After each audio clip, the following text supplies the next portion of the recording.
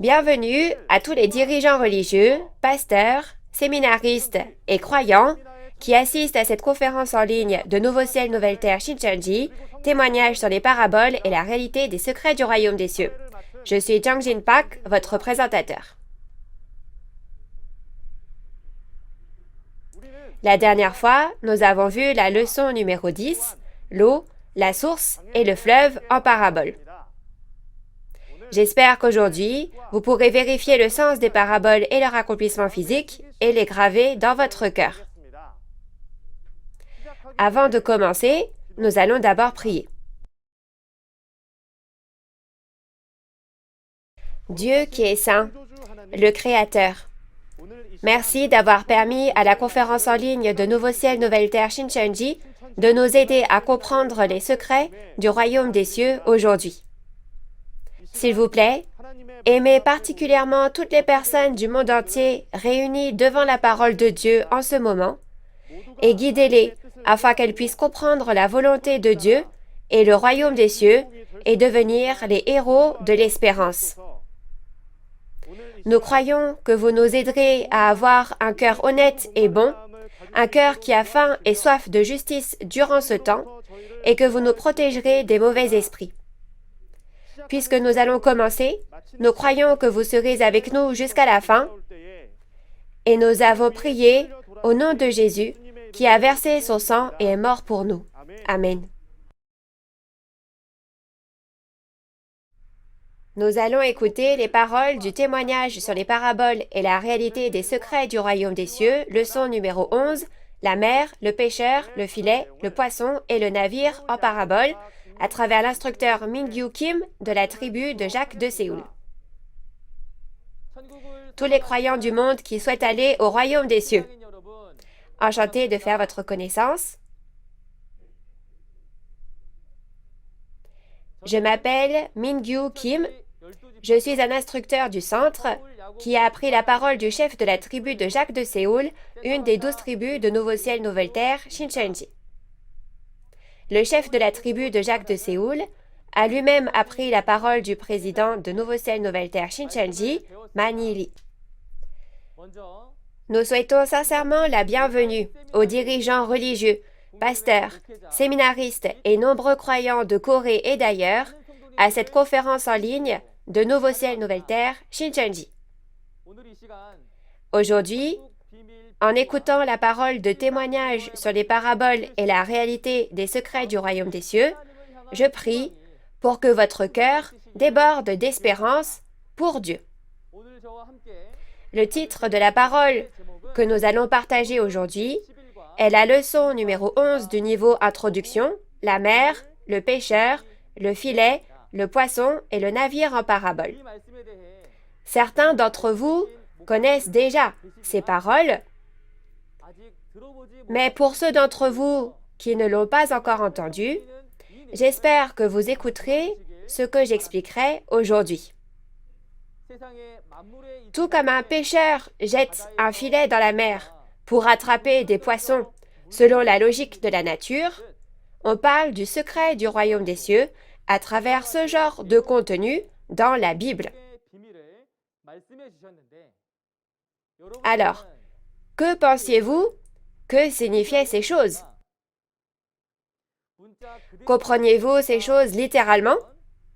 Ou alors les compreniez-vous dans un sens différent?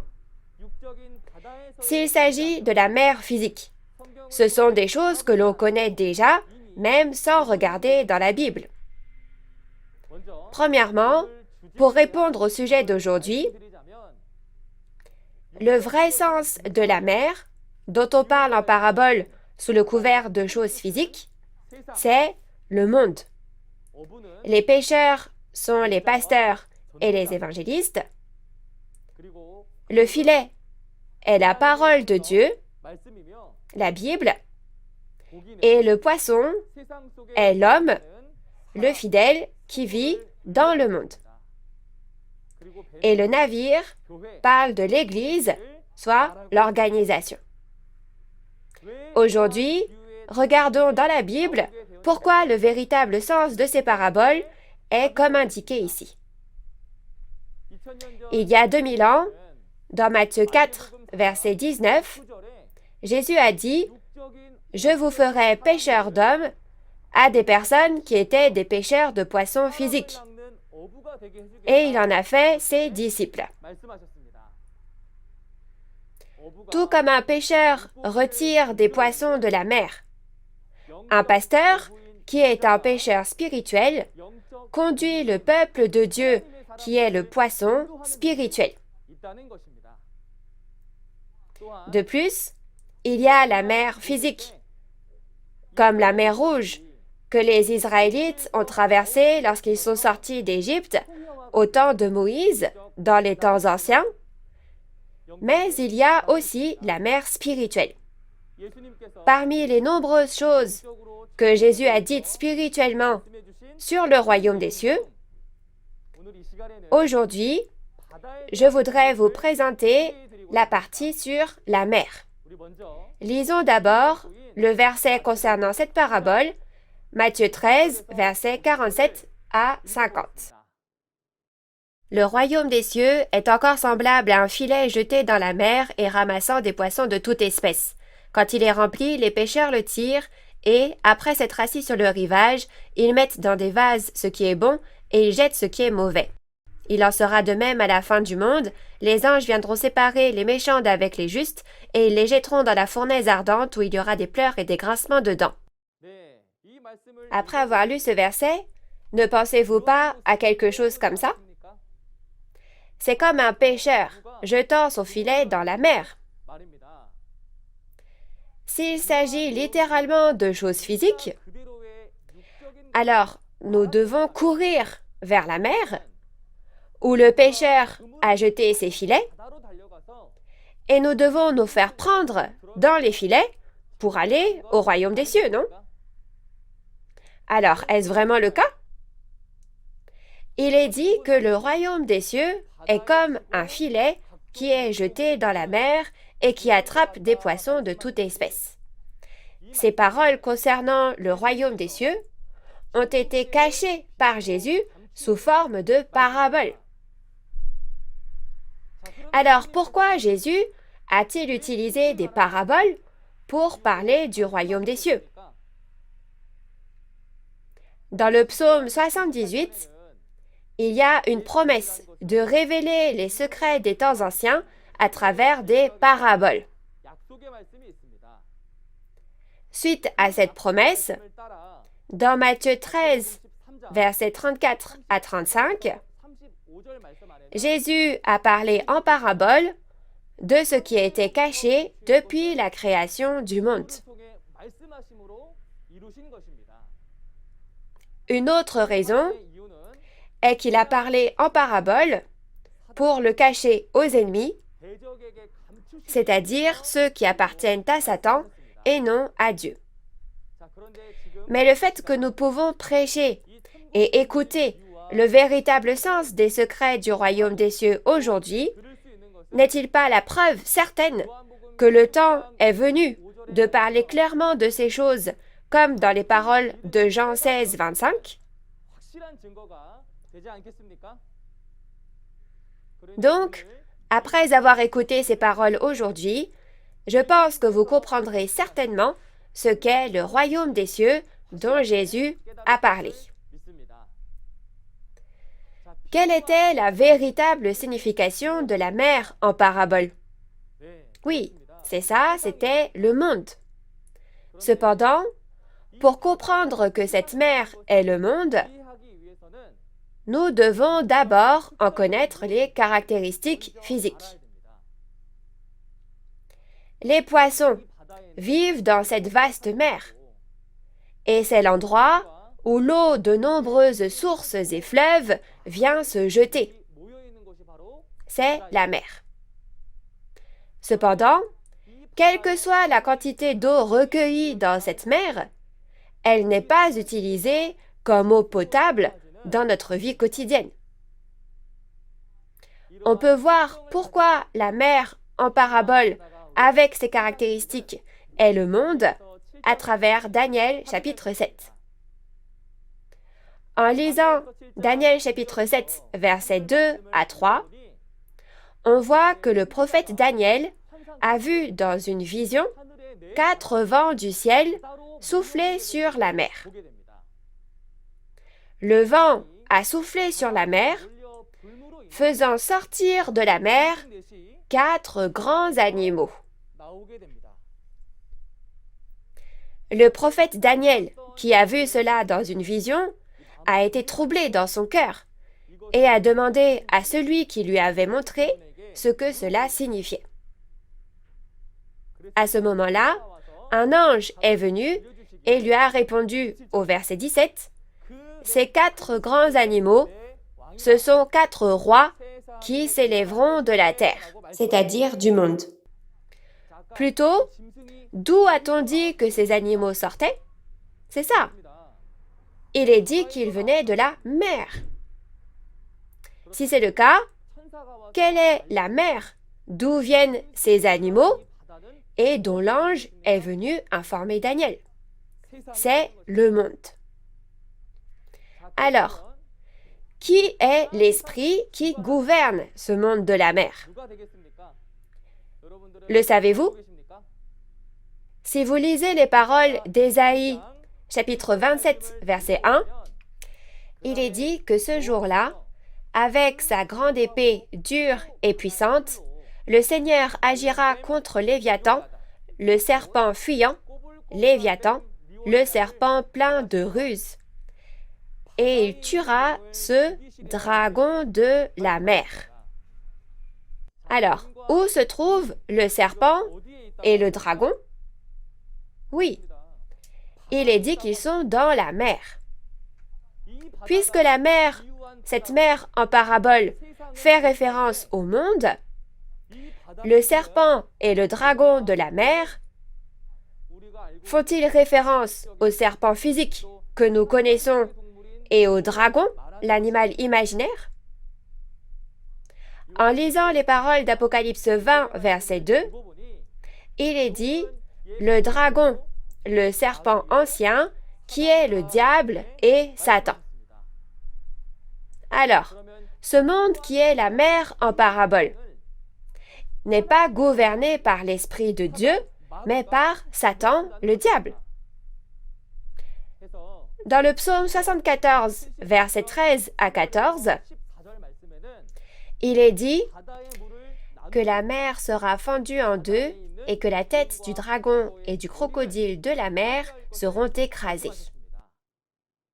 En d'autres termes, Dieu a promis qu'il jugerait Satan et le monde que Satan contrôle. Alors, récapitulons ce dont nous avons parlé jusqu'à présent concernant la mer. La véritable signification de la mer en parabole est le monde gouverné par Satan. La mer est le lieu où de nombreuses eaux se rassemblent.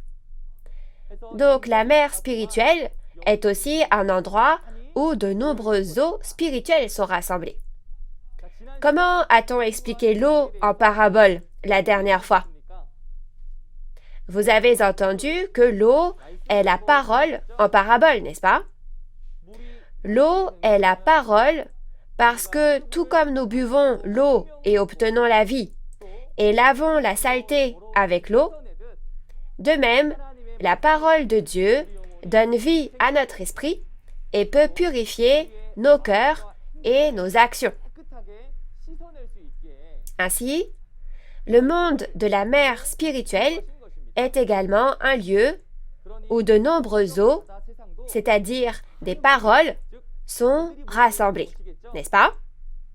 Cependant, puisque le monde est contrôlé par Satan, le monde de la fausse vérité de Satan est la mer en parabole. Des paroles similaires au livre de Daniel que nous avons vu plus tôt apparaissent également dans l'Apocalypse, qui prophétise les derniers jours. Alors maintenant, lisons la parole d'Apocalypse 13, versets 1 à 2, pour voir en quoi consiste la prophétie. Puis je vis monter de la mer une bête qui avait 10 cornes et 7 têtes, et sur ses cornes 10 diadèmes, et sur ses têtes des noms de blasphème. La bête que je vis était semblable à un léopard.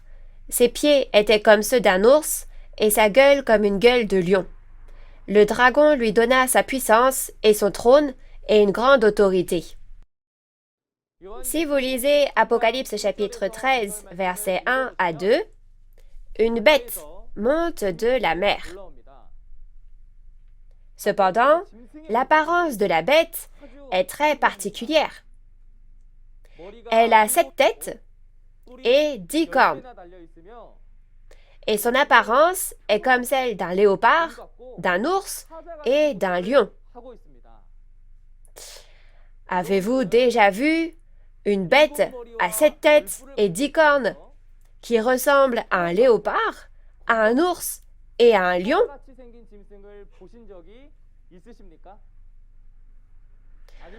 Ou alors, avez-vous déjà entendu parler d'une telle bête venue de la mer? Un instructeur qui prêche très bien la parole vous expliquera à propos de cette bête la prochaine fois. Voir que la mer apparaît dans l'Apocalypse, qui prophétise les derniers jours, montre qu'au second avènement aussi, il y a un monde de fausses vérités sous le contrôle de Satan.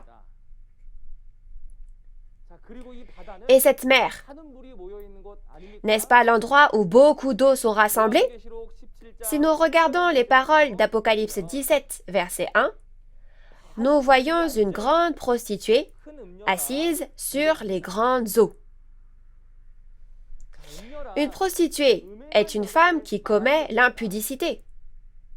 Cependant, puisque l'Apocalypse est un livre prophétique qui utilise les paraboles pour décrire des choses qui se produiront dans le futur, cette femme ici est une femme spirituelle. Vous avez déjà entendu parler de la femme spirituelle précédemment. Le pasteur qui éduque les fidèles, tout comme on élève des enfants avec la semence de la parole, est une femme spirituelle. Cependant, puisqu'on dit qu'elle commet l'impudicité, elle est un faux pasteur, soit une femme adultère qui est en communion avec Satan et éduque les faux fidèles avec les paroles de Satan en tant que faux pasteur. Alors, quelles sont donc les grandes eaux sur lesquelles la prostituée est assise? Si vous regardez au verset 15, il est dit que les eaux sur lesquelles la prostituée est assise sont des peuples, des foules, des nations et des langues. Les peuples, les foules, les nations et les langues font référence au monde de la foi et de la religion où de nombreuses personnes et de nombreuses paroles sont rassemblées. Si on parle de cela en parabole, c'est le monde de la mer. Dans ce cas, le fait que la prostituée soit assise sur les grandes eaux signifie que le faux pasteur avec qui Satan est en charge et gouverne ce monde de la fausse vérité. Permettez-moi de réitérer les points essentiels de la mer que j'ai expliqués jusqu'à présent. La mer est le monde où les doctrines se mélangent. Mais peu importe à quel point nous avons soif, nous ne puisons pas l'eau de la mer pour la boire, n'est-ce pas? Ainsi, l'eau de mer qui ne doit pas être bue est la parole de fausse vérité qui vient de l'esprit de Satan. Le fait qu'Adam et Ève ont mangé du fruit de la connaissance du bien et du mal ne signifie pas juste qu'ils ont mangé ce fruit, mais qu'ils ont suivi l'esprit de Satan qui leur a fait manger ce fruit, n'est-ce pas? De même, pratiquer la foi avec les paroles de fausse vérité, c'est suivre l'esprit de Satan qui donne les paroles de fausse vérité. Par conséquent, j'espère que nous pourrons tous utiliser la Bible comme norme, comme standard, pour discerner ce qui est vrai et ce qui est faux, afin que nous puissions tous devenir les membres de la famille de la foi qui mènent leur vie de foi selon la parole de Dieu. Ensuite, je vais vous parler du pêcheur, du filet et du poisson en parabole. La signification du pêcheur en parabole est le pasteur et l'évangéliste. Le filet fait référence à la Bible de Dieu et le poisson fait référence aux personnes vivant dans le monde. Alors vérifions pourquoi de telles réponses en regardant Matthieu chapitre 4, verset 19. Il leur dit, « Suivez-moi, et je vous ferai pêcheurs d'hommes. »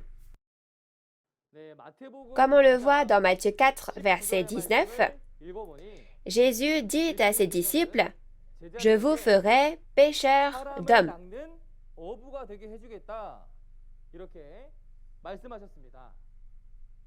Un pêcheur est une personne dont le travail consiste à attraper du poisson.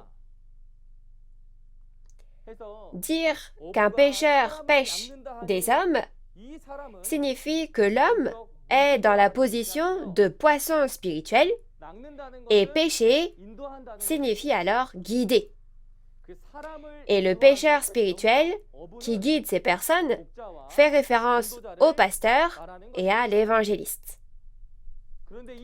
Jésus a dit ces paroles à ses disciples. Donc, les disciples étaient des pêcheurs spirituels qui ont conduit beaucoup de gens au royaume des cieux à l'époque avec les paroles qu'ils ont reçues de Jésus. En outre, dans Habakkuk 1, versets 14 à 17, il est bien dit également que les hommes sont comme les poissons de la mer.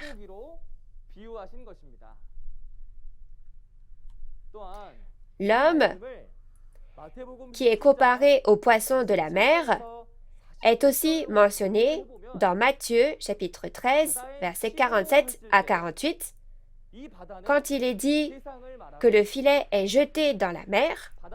Cette mer fait référence au monde et les poissons de toute espèce qui vivent dans la mer font référence aux nombreuses personnes vivant dans le monde. Le filet qui attrape le poisson est la parole qui guide les hommes. Alors, avez-vous trouvé ce filet qui mène au royaume des cieux? Ceux d'entre vous qui ont écouté la conférence « Témoignage sur les paraboles et la réalité des secrets du royaume des cieux » pourront dire « Ah, moi j'ai trouvé ce filet !»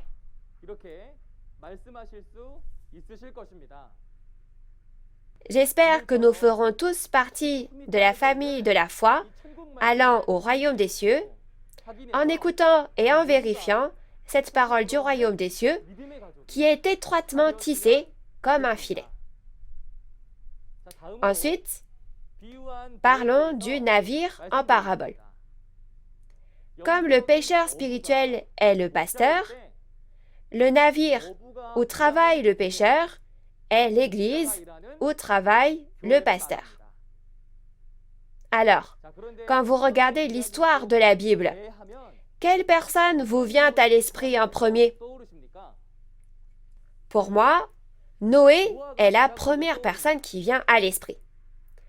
Tout le monde sait ce qui s'est passé du temps de Noé. Parce qu'Adam a péché, les descendants d'Adam ont aussi beaucoup péché. Et c'est l'événement historique au cours duquel ce monde pécheur a été jugé par le déluge. Et l'arche, au milieu de ce déluge, les a sauvés. À cette époque, les hommes n'ont pas cru aux paroles de Noé, qui a crié ces choses lorsqu'il a appris de Dieu qu'il allait y avoir un jugement.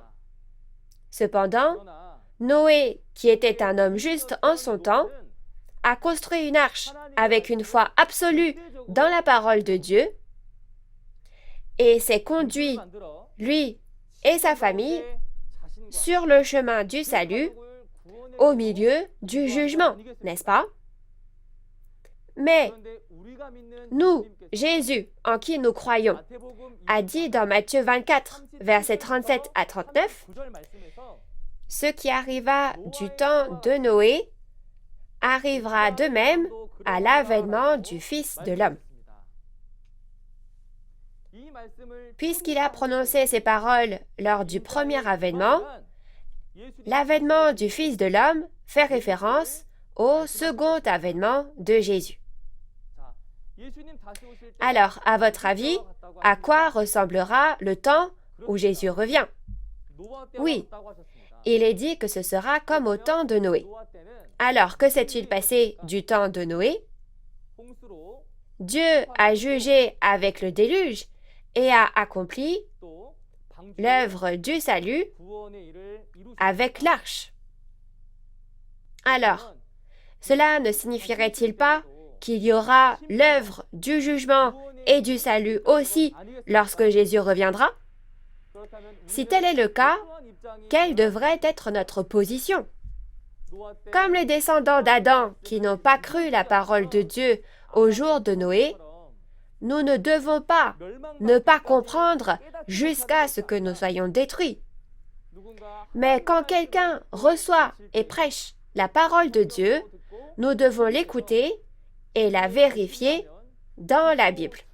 Si c'est la parole de vérité, nous devons y croire et lui obéir et aller ensemble au royaume des cieux, n'est-ce pas? Nous devons tous rencontrer le navire de Dieu créé selon la parole de Dieu. Ensuite, dans la Bible, il y a des navires qui symbolisent le salut, comme l'arche de Noé, mais il y a aussi des navires qui se brisent. Lisons Apocalypse chapitre 8, versets 8 à 9, pour voir ce que dit la prophétie. Le second ange sonna de la trompette, et quelque chose comme une grande montagne embrasée par le feu fut jetée dans la mer. Et le tiers de la mer devint du sang, et le tiers des créatures qui étaient dans la mer et qui avaient vie mourut, et le tiers des navires périt. Dans la parole d'Apocalypse 8, versets 8 à 9, que nous venons de lire, il est dit qu'un tiers des navires périt, c'est-à-dire est brisé. À quoi le navire était-il comparé? Oui, à l'Église. Cependant, dire que ces navires ont été brisés, cela signifie que même parmi les organisations telles que les églises, il y a des endroits brisés. Alors, que se passe-t-il si un bateau flottant sur la mer se brise? L'eau de mer entre par la fissure et le navire finit par couler, n'est-ce pas?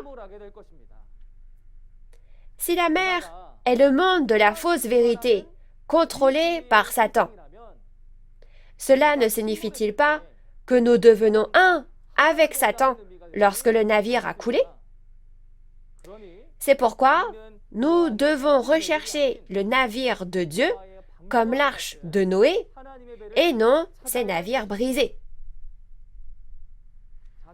Alors ensuite, je vais expliquer ce qui est écrit dans Apocalypse chapitre 18, versets 17 à 19, concernant le pilote, soit le capitaine, et les marins qui travaillent sur le navire, ainsi que les passagers, en parabole.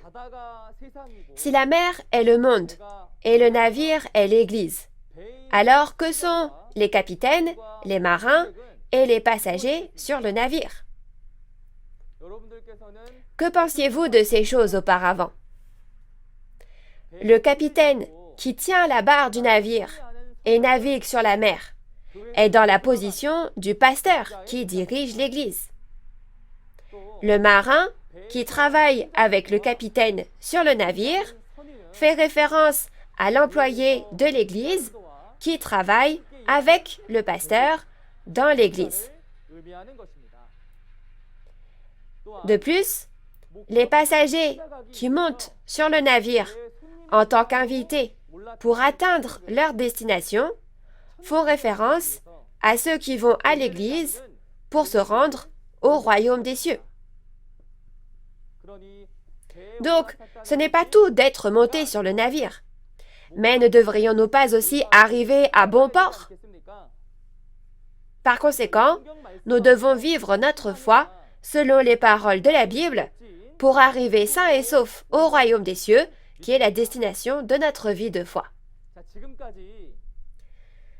Alors, jusqu'à maintenant, nous avons vu la mer, le pêcheur, le filet, le poisson et le navire en parabole, et nous avons vu que c'était en fait des éléments spirituels. Cependant, lorsqu'on explique le spirituel dans la Bible, il est toujours divisé en deux types. La raison en est qu'il y a deux types d'esprits, donc il y a deux types de paroles, et à cause de cela, les hommes sont aussi divisés en deux camps. Ainsi, pour la mer que nous avons vue aujourd'hui, il y a également deux types de mers. L'une est la mer de Dieu et l'autre est la mer de Satan. Il est dit que la mer de Dieu est la mer de verre devant le trône. Et la mer de Satan est la mer gouvernée par le dragon. Alors, quel genre de mer devrions-nous trouver? Ne devrions-nous pas trouver la mer de verre de Dieu devant le trône? Pour ce faire, nous devons savoir ce qu'est cette mer de verre, n'est-ce pas?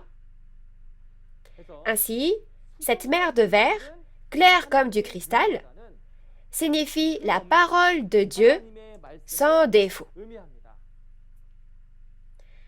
Alors maintenant, lisons Apocalypse 4, verset 6, pour découvrir où se trouve cette mer et ce qu'elle est. Il y a encore devant le trône comme une mer de verre, semblable à du cristal.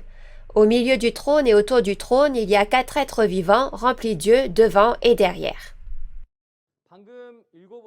Les paroles d'Apocalypse 4, que vous venez de lire, ont été écrites par l'apôtre Jean, l'un des disciples de Jésus, qui a entendu la voix de Jésus dans une vision, est monté au ciel et a vu tout le monde spirituel de Dieu dans une vision, c'est-à-dire le trône, son organisation et sa structure.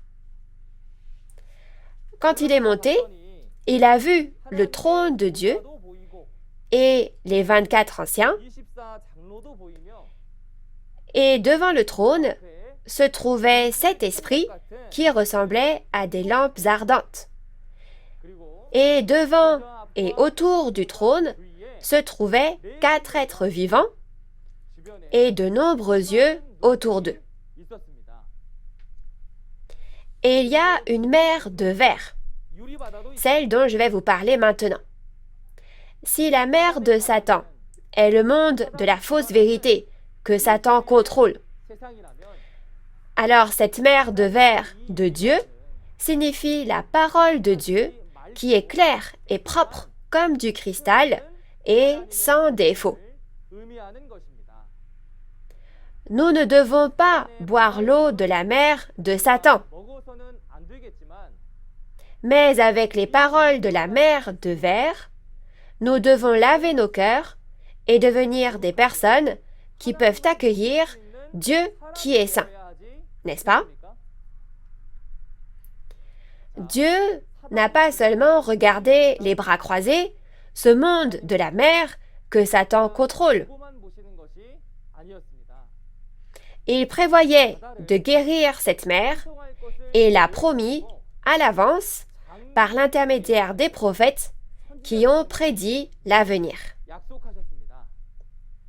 Lisons Ézéchiel chapitre 47, verset 1 et les versets 8 à 10 concernant cette prophétie.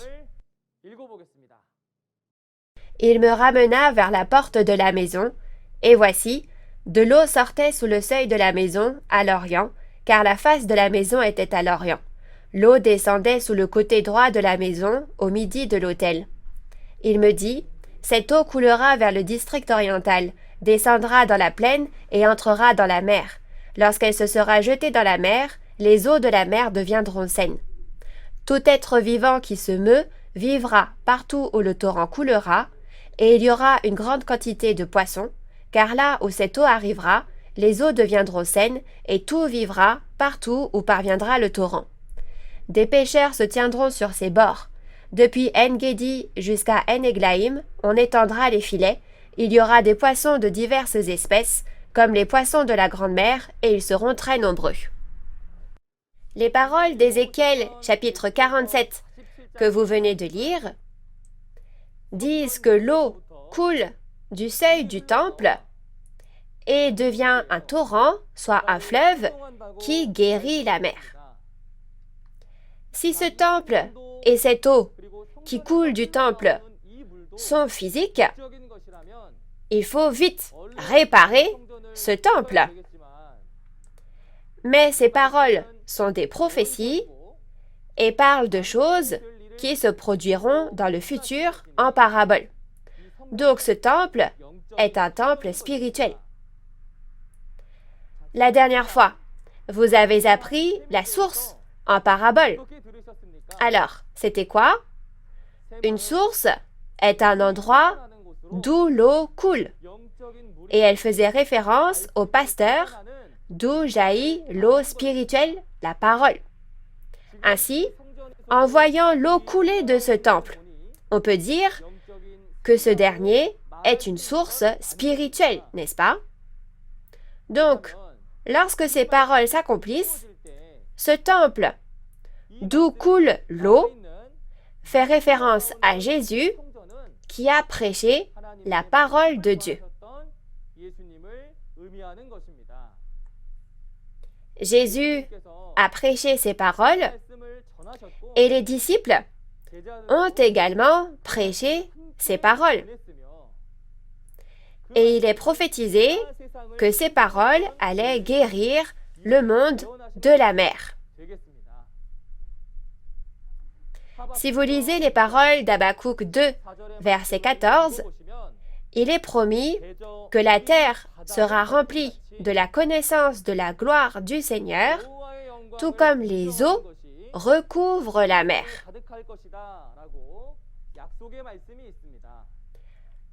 Comme l'eau est la parole, n'est-ce pas que la parole de Dieu remplira le monde entier?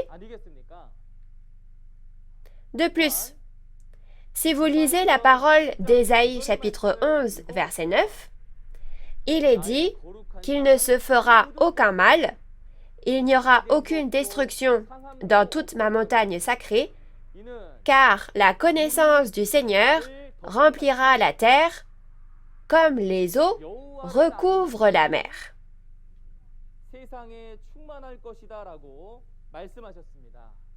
Alors, qu'est-ce qui se remplira abondamment de quoi? Dieu a-t-il dit? Il a dit que la connaissance de l'Éternel Dieu remplira le monde qui est comme la mer, n'est-ce pas? En lisant ces paroles, je pense aux dirigeants religieux et aux pasteurs qui ont déployé tous leurs efforts et leur travail acharné jusqu'à présent pour révéler la gloire de Dieu au monde entier. Grâce à leur travail acharné et à leurs efforts, de nombreuses personnes à travers le monde croient en Dieu, croient en Jésus le Fils de Dieu, croient également en l'Évangile et vivent une vie de foi. Il semble que Dieu connaissait tout notre travail acharné et nos efforts et nous a appelés à cet endroit aujourd'hui. C'est maintenant le temps de prêcher et d'écouter les paroles claires et révélées de Dieu. Par conséquent, j'espère que nous deviendrons un, afin que le monde puisse être rempli de la parole de la vérité de Dieu, tout comme l'eau recouvre la mer. Si vous lisez les paroles d'Apocalypse 21, verset 1, il est écrit « Puis je vis un nouveau ciel et une nouvelle terre, car le premier ciel et la première terre avaient disparu, et la mer n'était plus. » Alors, que sont le premier ciel et la première terre dont on a dit qu'ils disparaîtraient?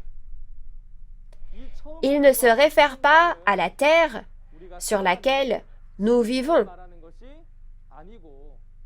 mais ils font référence à la disparition de la demeure du peuple élu que Dieu avait choisi en premier lieu.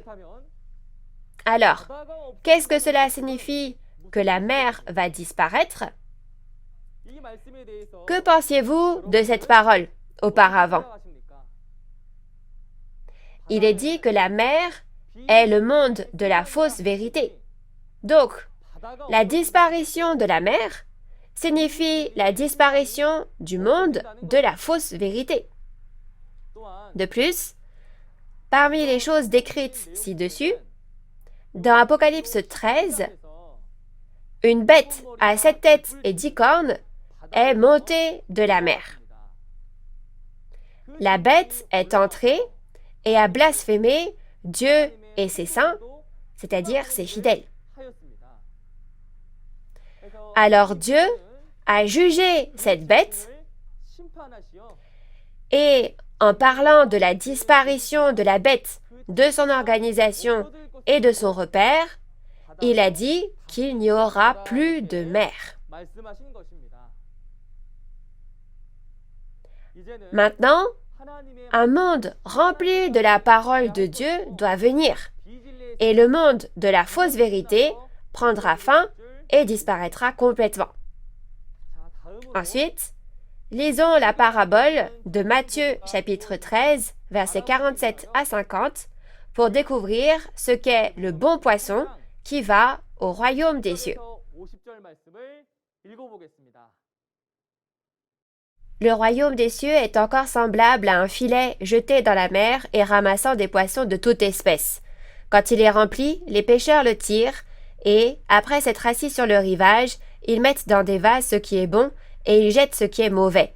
Il en sera de même à la fin du monde. Les anges viendront séparer les méchants d'avec les justes et ils les jetteront dans la fournaise ardente où il y aura des pleurs et des grincements de dents. Dans la parole de Matthieu 13, versets 47 à 50, que vous venez de lire, il est dit que le royaume des cieux est encore semblable à un filet jeté dans la mer et ramassant des poissons de toute espèce. Un pêcheur spirituel jette le filet de la parole dans ce monde de la mer spirituelle et sauve les personnes vivant dans ce monde. Cependant, tous les poissons ne sont pas mis dans les paniers simplement parce que le pêcheur les attrape avec le filet. Les bons poissons sont mis dans les paniers, mais les mauvais poissons sont rejetés à la mer. Il ne s'agit pas littéralement de poissons, n'est-ce pas? Il en sera de même à la fin du monde. Il est dit que les anges viendront séparer les méchants d'avec les justes. Ainsi, les bons poissons sont les gens justes et les mauvais poissons sont les gens mauvais. Quel genre de personnes sont les personnes justes? Ceux qui connaissent la volonté de Dieu et font sa volonté, ne sont-ils pas les justes? Ainsi, nous qui avons rencontré le filet de la parole du royaume des cieux, nous croyons que pour devenir ces bons poissons, nous devons tous devenir les membres de la famille de la foi de Dieu qui obéissent à la parole. Ensuite, je vais donner la conclusion de la parole d'aujourd'hui. La mer en parabole, comparée à la mer physique, la mer est le monde. Le pêcheur se réfère au pasteur et à l'évangéliste. Le filet se réfère à la parole de Dieu. Et le poisson se réfère aux personnes vivant dans le monde, c'est-à-dire les fidèles. Et le navire fait référence à l'Église et à l'organisation. Il est dit que le pêcheur ramène le poisson du navire au rivage. Il s'assied, il met les bons poissons dans un panier et rejette les mauvais poissons à la mer. Par conséquent, nous sommes des croyants qui avons été guidés par la parole comme un filet.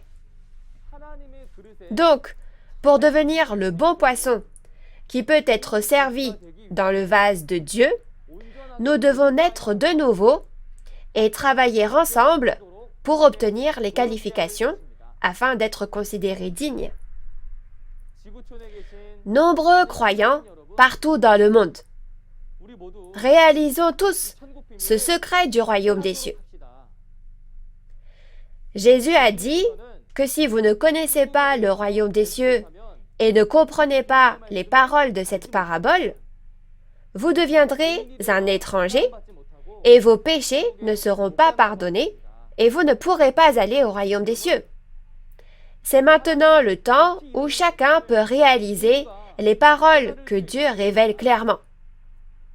Donc, ce serait bien si vous vérifiez à travers ces paroles ce qu'est le royaume de Dieu, afin de pouvoir être pris dans le filet de cette parole et être mis dans le panier en tant que bon poisson.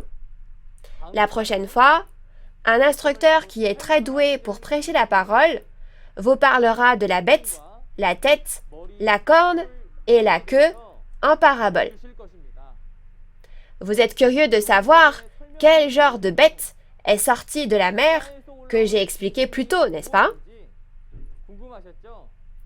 Si vous écoutez la prochaine fois, toutes vos questions obtiendront une réponse.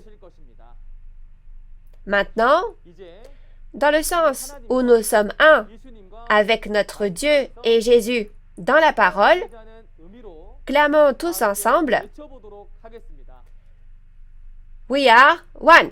Nous sommes un. Prions ensemble.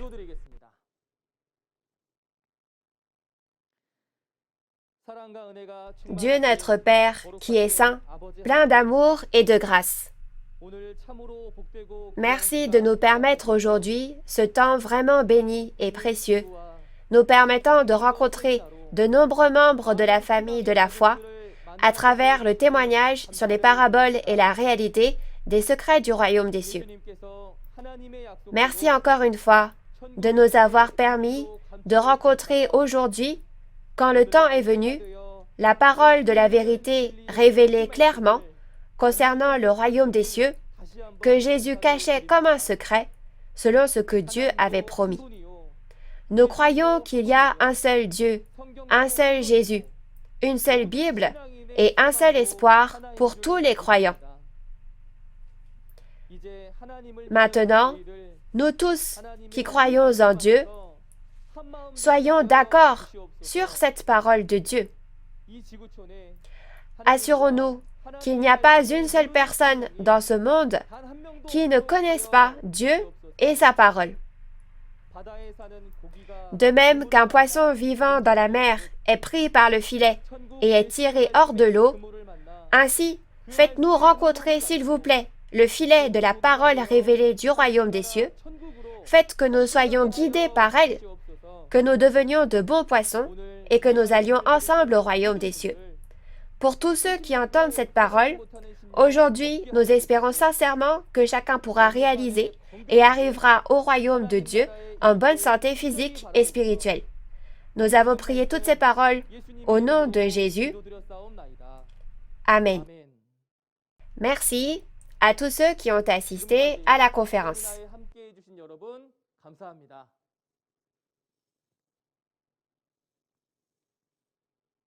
Quelle est donc la véritable identité de cette bête?